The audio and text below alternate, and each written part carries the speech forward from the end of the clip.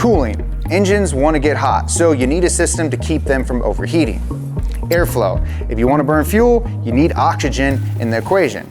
Electrical. Whether it's a modern car or a 50-year-old beater, a functioning engine needs a functioning electrical system. And finally, and maybe most obviously, fueling.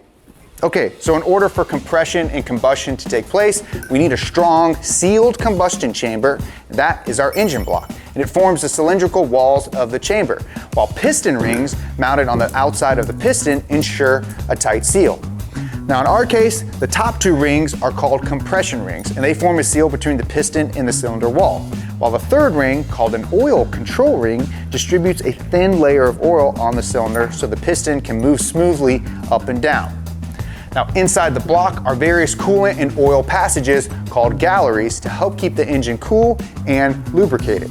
Looking at the engine block upside down, you can see the semicircular cutouts that will house the crankshaft, which are fitted with crankshaft bearings and 2 thrust bearings that prevent the crankshaft from sliding back and forth.